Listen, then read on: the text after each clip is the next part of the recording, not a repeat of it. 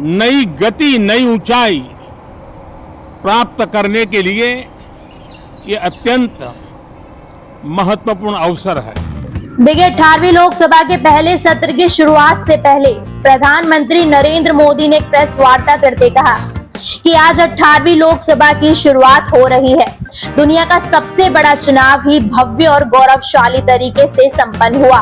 ये चुनाव इसलिए भी बहुत महत्वपूर्ण हो गया है क्योंकि आजादी के बाद दूसरी बार देश की जनता ने किसी सरकार को लगातार तीसरी बार सेवा करने का अवसर दिया है। देखिए क्या कहा नरेंद्र मोदी ने इस वीडियो में, आप भी सुनिए। उमंग, नए उत्साह के साथ नई गति, नई ऊंचाई प्राप्त करने के लिए ये अत्यंत महत्वपूर्ण अवसर है। श्रेष्ठ भारत निर्माण का,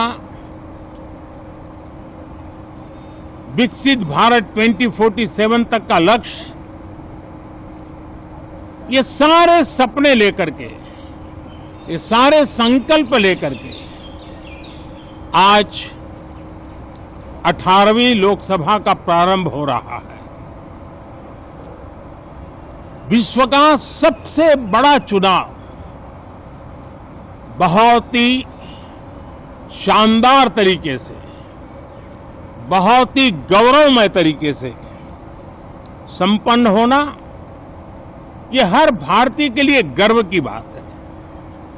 140 करोड़ देशवासियों के लिए गर्व की बात है। करीब 65 करोड़ से ज्यादा मतदाताओं ने मतदान में हिस्सा लिया। यह चुनाव इसलिए भी बहुत महत्वपूर्ण बन गया है कि आजादी के बाद दूसरी बार किसी सरकार को लगातार तीसरी बार सेवा करने के लिए देश की जनता ने अवसर दिया है।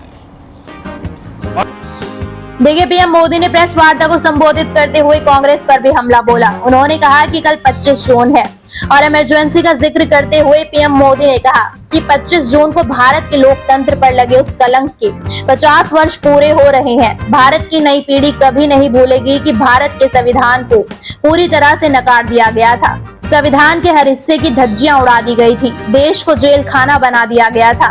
लोकतंत्र को पूरी तरह से दबा दिया गया था।